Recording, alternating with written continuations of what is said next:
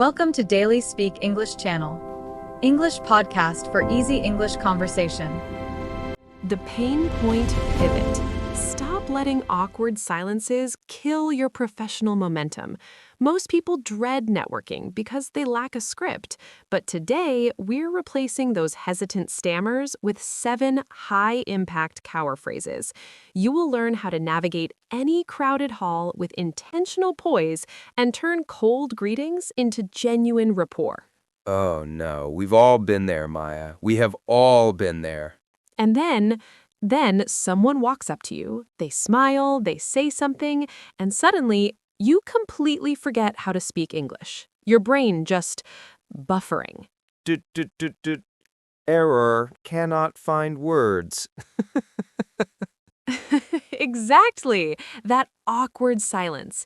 That moment where you're thinking, do I talk about the weather? Do I say something funny? Do I just stare at my coffee forever?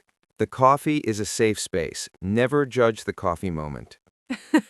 But seriously, what if I told you that there are just 7 simple phrases, 7 power phrases that can completely transform how you talk to people at networking events, that can make you sound confident, interesting, and even charming?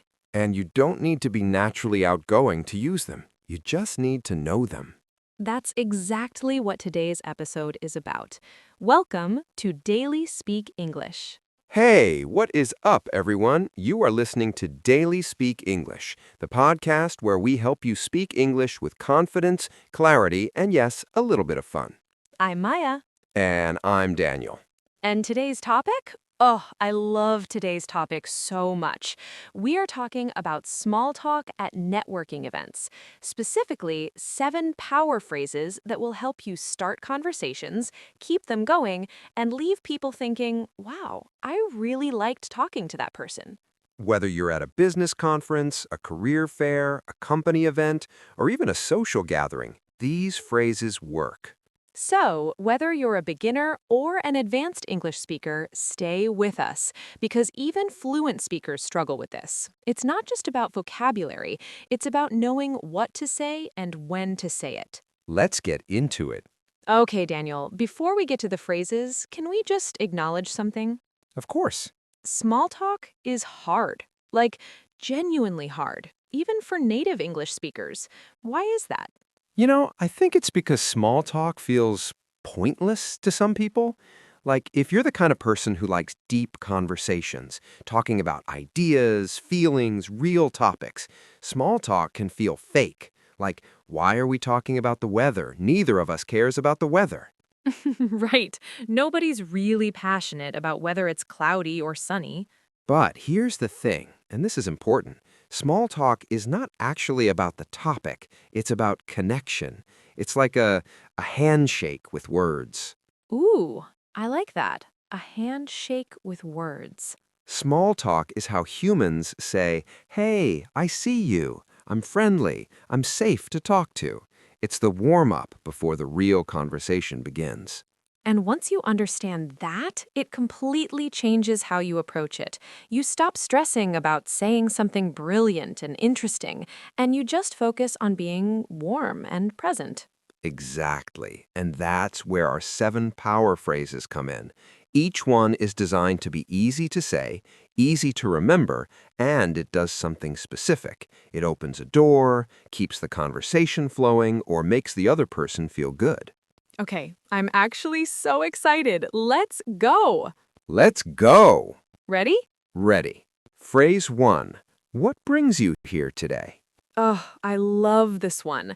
I love it because it's open. It's not a yes or no question. It invites the other person to tell their story. Right. Compare it to, do you work here? Which is closed. They just say yes or no. Done. Awkward silence returns. Do you work here? No. Oh. Stares into coffee. Versus, what brings you here today? And suddenly they're talking. They might say, oh, I'm here because I'm looking to grow my network in the marketing industry. And now you have so much to work with. And here's what I want our listeners to notice. The phrase uses brings, not brought, not are you here for. The word brings sounds natural, warm, almost poetic. It's like you're genuinely curious about their journey, and people love talking about themselves when they feel like someone is truly interested. So if you go to a networking event this week and you don't remember any other phrase from today, remember this one. What brings you here today? Write it on your hand if you need to.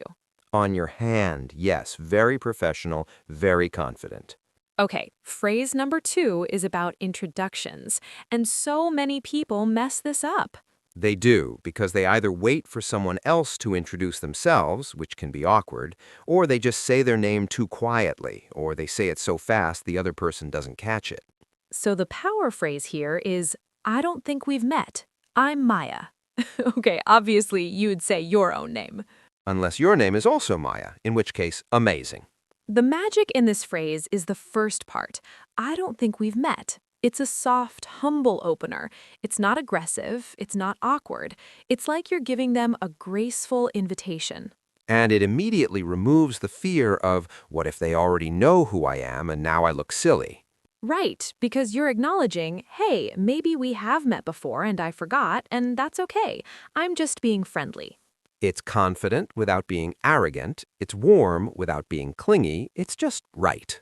And don't be afraid to walk up to a group of 2 or 3 people and use it. I don't think we've met. I'm Maya. Mind if I join you? Boom. Instant inclusion. People love it when you're bold enough to introduce yourself. Phrase number 3 is one of my personal favorites. Tell us why. Because it works in almost any situation. Someone tells you they're a graphic designer? That's really interesting. How did you get into that? Someone says they work in cybersecurity? Wow, how did you get into that?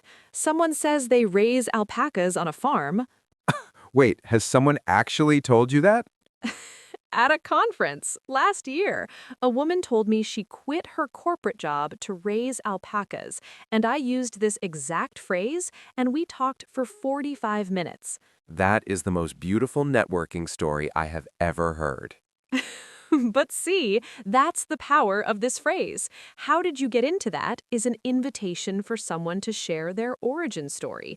And everyone has an origin story they love to tell.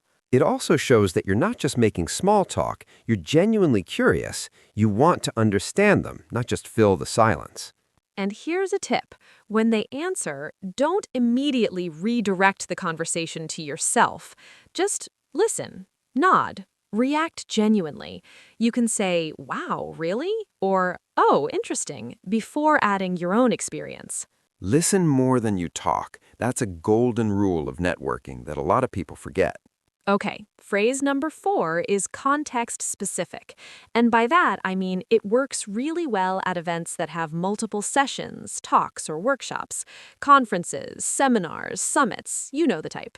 And the phrase is, I saw a really great talk earlier. Have you been to any of the sessions? What makes this one work so well is that it gives you an automatic shared experience. You're both at the same event, you can instantly bond over that.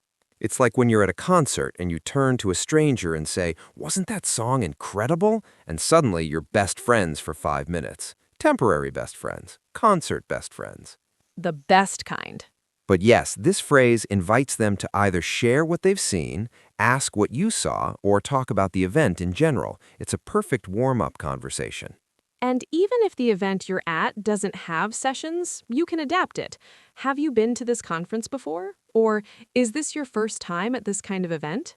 Adapt. Don't memorize robotically. The idea is the same. Use the shared environment to create connection.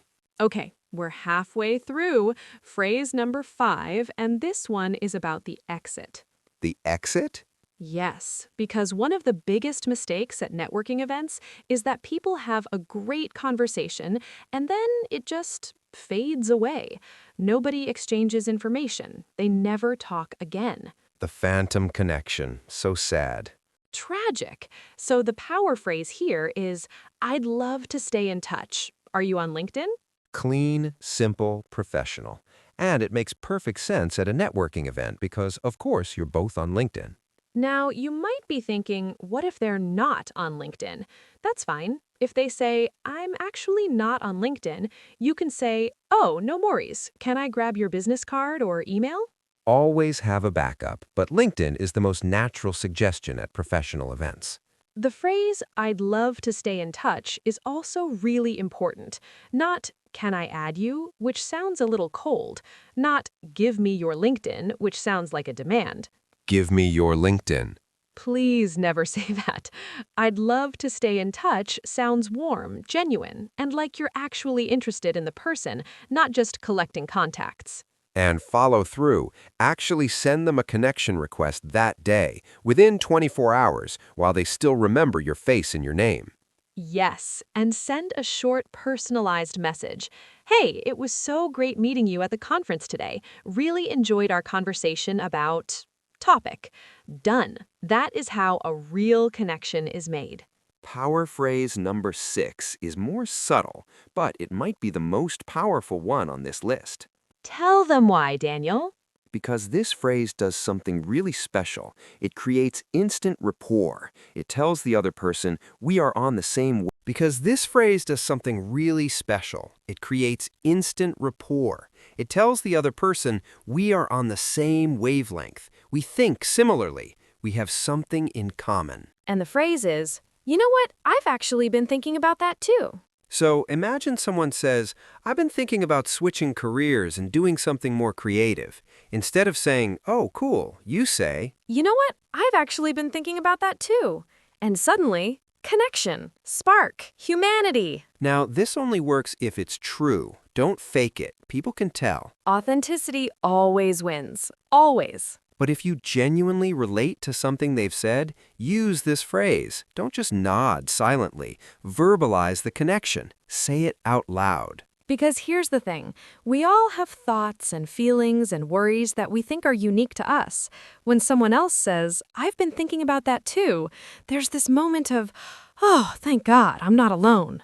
That's actually beautiful. Small talk can be beautiful. That's the whole point of today. And now, phrase number 7, the closing phrase, the grand finale, the chef's kiss goodbye. The chef's kiss. This is how you end a conversation at a networking event in a way that leaves a lasting impression. And the phrase is, "It was so great meeting you. I really hope we cross paths again." Notice what this phrase does. It doesn't say, we should hang out sometime, which sounds vague and often forgotten. It doesn't just say, nice to meet you, which is fine, but forgettable. It says, "I specifically value having met you, and I genuinely want this to continue." The words, I really hope, add emotion. They make it feel sincere, not scripted. And cross paths again, it's such a nice phrase. It acknowledges that life is unpredictable, but you're open to reconnecting. It's confident without being pushy, warm without being over the top. And honestly, when someone says this to me after a conversation, I remember them every time. Because most people just kind of drift away at events. They don't close well. But when you close intentionally, you stand out. Be memorable, be intentional, and end with warmth. Okay, so now let's put all 7 phrases into a real mini role play. Maya, you're going to be a stranger at a networking event. I've just walked up to you. Oh, okay, I'm ready. I'm in character, I'm a stranger at a conference, I have coffee, I look slightly lost. Hi there. I don't think we've met. I'm Daniel. Oh, hi, I'm Maya. Nice to meet you. So, what brings you here today? Oh, I actually work in digital marketing, and I'm really trying to connect with more people in the content creation space. What about you? Same, actually. I'm in content strategy. That's really interesting that you're in digital marketing. How did you get into that? Oh, funny story. I actually started as a graphic designer, but I kind of fell into marketing by accident. You know what? I've actually been thinking about the design-marketing overlap a lot lately. There's so much overlap between the two fields. Right? Exactly. Nobody talks about it enough. I also caught a really interesting talk earlier on content ROI. Have you been to any of the sessions today? Oh, I missed that one. I was at the one on social media algorithms. It was really eye-opening. I'll have to look that up. Sounds fascinating. Hey, I'd love to stay in touch. Are you on LinkedIn? Yes, absolutely. Let's connect. Wonderful. Well, it was so great meeting you, Maya. I really hope we cross paths again. Me too. Enjoy the rest of the event. And scene. Did you hear that? Did you hear how natural that felt? All 7 phrases used in one conversation, and it sounded completely real. Not scripted, not robotic, just warm, curious, genuine conversation. And the whole thing took maybe, 3 minutes? You can build a real professional connection in 3 minutes with the right phrases and the right energy. It's not magic, it's just practice and preparation. Okay, before we wrap up, let's quickly talk about some common mistakes people make at networking events, because knowing what not to do is just as important. Mistake number 1, talking too much about yourself. Networking is not a monologue, it's a conversation. A real conversation goes back and forth like a tennis match. If you've been speaking for 3 minutes straight, check yourself. Mistake number 2, checking your phone. Oh, please, nothing kills a conversation faster than someone looking at their phone mid-sentence. Put it away. Be present. The person in front of you is more valuable than whatever notification just came in. Mistake number 3, trying to sell yourself too hard. Networking events are not job interviews. If the first thing out of your mouth is a list of your accomplishments, people feel sold to, not connected to. Lead with curiosity. Let your personality come through naturally. The accomplishments can come up organically. Mistake number 4, forgetting people's names. Oof, classic. You just met someone, they told you your name, and 30 seconds later, gone, vanished. Here's a trick. When someone tells you your name, use it once immediately. Oh, nice to meet you, Daniel. Using it out loud helps cement it in your memory. And if you forget, it's okay to say, I'm so sorry, could you remind me of your name? A little awkward, but way better than calling them, hey you, for the rest of the conversation. The networking nightmare. And mistake number 5, leaving without a next step. You had a great chat. Don't let it disappear into the void. Exchange LinkedIn details, business cards, an email, something. Give the connection somewhere to go. Okay, my friends, let's recap today. We talked about why small talk can feel hard and why it's actually about connection, not content. We went through all 7 power phrases. 1. What brings you here today? 2. I don't think we've met. I'm name. 3. That's really interesting. How did you get into that? 4. I saw a really great talk earlier. Have you been to any of the sessions today? 5. I'd love to stay in touch. Are you on LinkedIn? 6. You know what? I've actually been thinking about that too. And 7. It was so great meeting you. I really hope we cross paths again. These phrases work because they're human. They show genuine curiosity. They invite the other person in. They make people feel seen and valued. And ultimately, that's what English communication is really about. It's not about perfect grammar. It's not about having a perfect accent. It's about connecting with another person. I really believe that. If there's one thing I want you to take away today, it's that you have something valuable to offer in every conversation. You just need the right words to open the door. These are your keys. Go open some doors. Oh, that was so good, Daniel. I've been waiting to say that all episode. Okay, here's your homework. And yes, we're giving homework. Before your next networking event, read through these 7 phrases out loud. Practice saying them in front of a mirror. Say them with a smile on your face. Because here's a secret. Smiling while you speak changes how your voice sounds. You come across warmer, more approachable, more confident. Try it right now, actually. Say, it was so great meeting you, without a smile. It was so great meeting you. See? Okay, creepy. Now say it with a smile. It was so great meeting you. Hear the difference? The smile travels through your voice. It's science, it's magic. It's both. It's both. All right, wonderful people. Thank you so much for spending this time with us today on Daily Speak English. We genuinely love making this podcast for you. Every single episode is made with so much heart. If today's episode helped you, please share it with a friend who's learning English or someone who gets nervous at networking events, or honestly, just someone who could use a little more confidence in their conversations. And if you haven't already, subscribe to Daily Speak English wherever you listen to podcasts. Leave us a review if you're feeling generous. It means the world to us, and it helps more people find us. You can also follow us on social media. We post daily English tips, practice phrases, and behind-the-scenes moments from the podcast. We'd love to see you there. Until next time, keep speaking, keep learning, keep growing. And remember, every expert was once a beginner. Every confident speaker was once nervous. You are exactly where you need to be. This is Daily Speak English. See you next time.